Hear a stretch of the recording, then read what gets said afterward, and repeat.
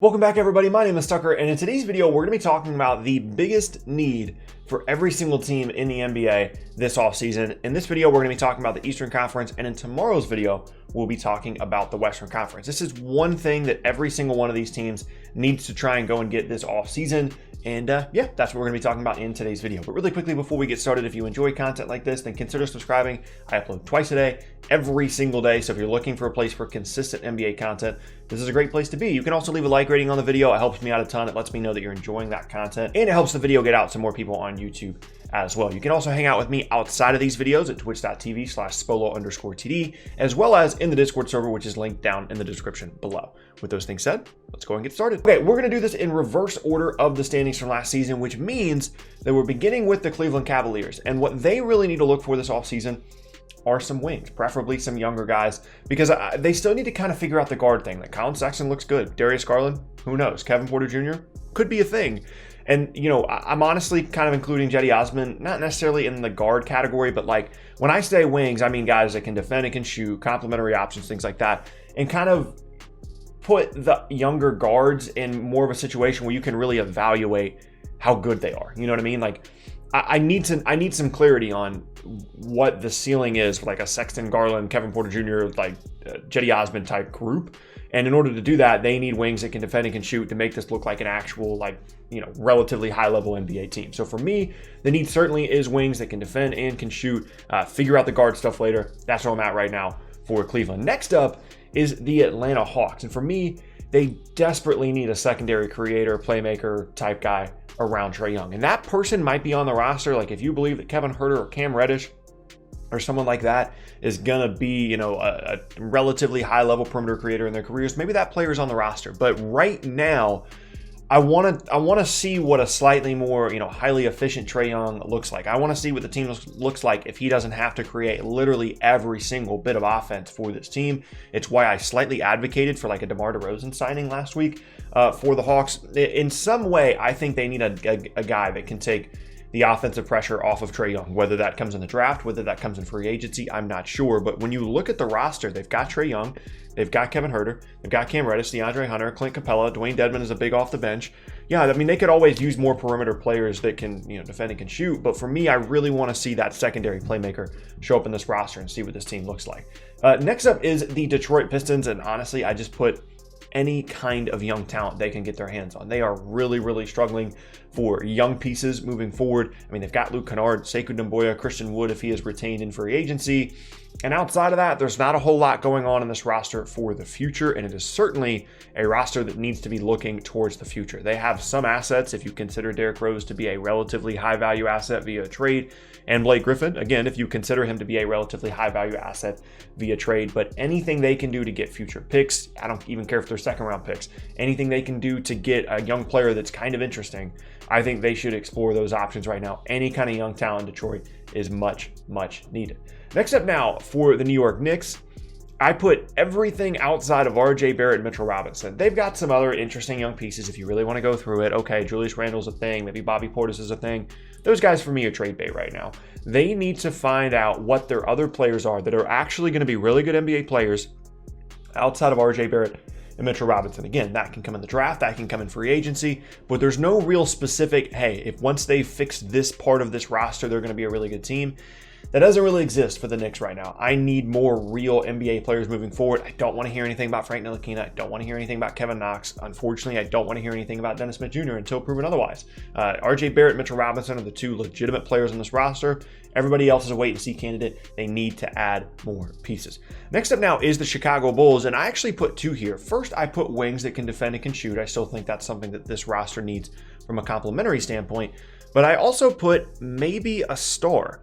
Because after this draft class, assuming that they pick someone on the wing, they're going to have like a high value pick at every single position on the roster. Kobe White, Zach LaVine, insert rookie here, Wendell Carter Jr., and Lauri Markkanen. Like, I think Zach LaVine was like outside of the top 10, but all those other players are in the top 10. You've got Otto Porter Jr. on the roster as well, which you could also consider a guy that was a high pick, even though it was, you know, kind of a while ago, which makes me think, like, is this the time for Chicago to start considering some type of move that gets them a star or a borderline star, because I think there's plenty of talent on this roster. They've probably upgraded their head coaching position more than any other team in the league, going from Jim Boylan to Billy Donovan.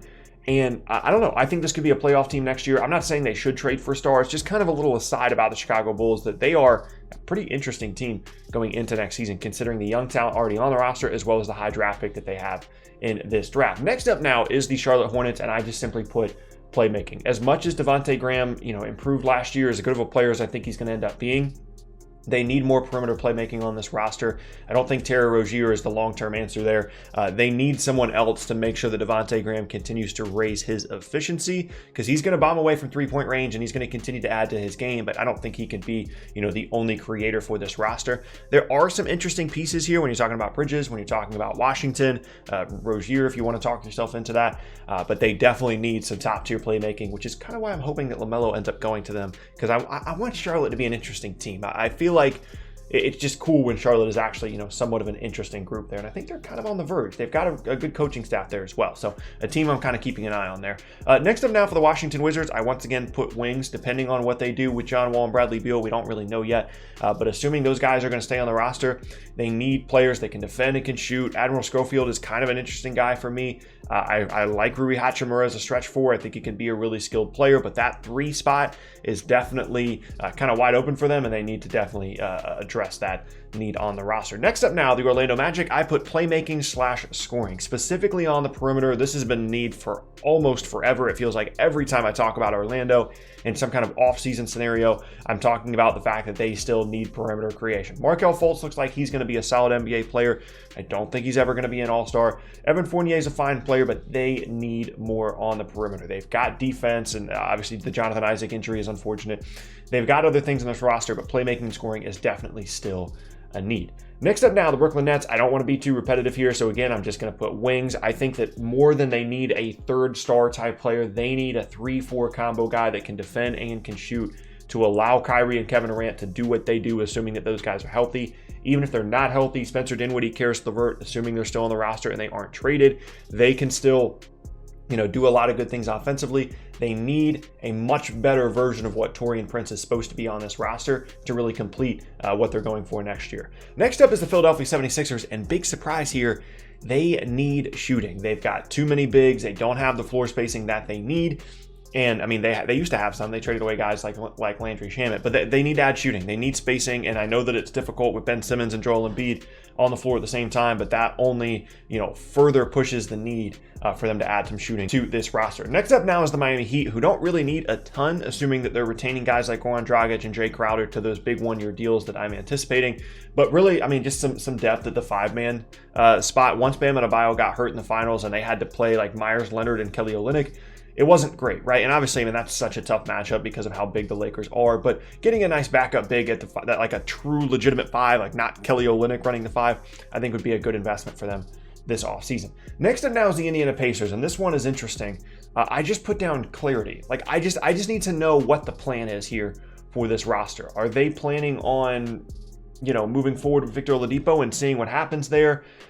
Are they planning on splitting up Sabonis and Turner? What does TJ Warren mean to this roster after his huge bubble performance? Where's Malcolm Brogdon fit into all this? There's so much going on in this roster where it feels like there's a good amount of talent, but everybody's kind of off on their own, doing their own thing. They need to figure it out, I guess is the best way I can put it. It's not necessarily a roster need, but it's a team need.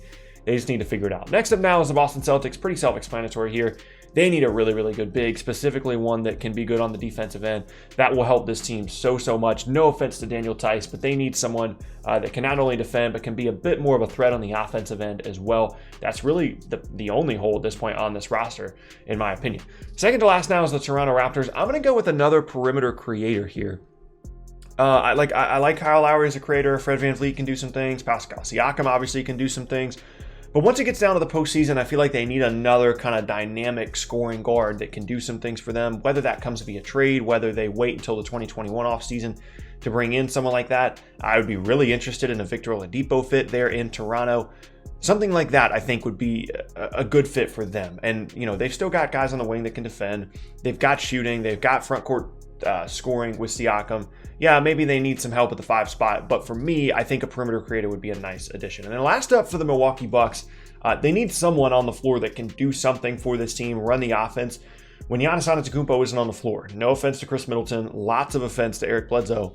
Those guys just don't get it done in the postseason. Bledsoe's awful on offense in the postseason, and Middleton is just not a guy you can give the ball to and allow him to create in ball screens and create for other players. And I mean, that's what they need. When Giannis sits in the postseason or in the regular season, they need someone that can create shots rather than them just bombing away contested threes for 20 minutes. And they don't have that guy on the roster right now, and they need to go get them if they want to be better next year and increase their chances of retaining Giannis Antetokounmpo in free agency in 2021. But that is going to be the end of today's video. As I said, we're going to be doing the Western Conference in tomorrow's video, so stay tuned for that. And yeah, hope you guys enjoyed today's video. If you missed any of my previous videos, then be sure to check out the boxes on screen. Thanks again, and I'll see you all next time.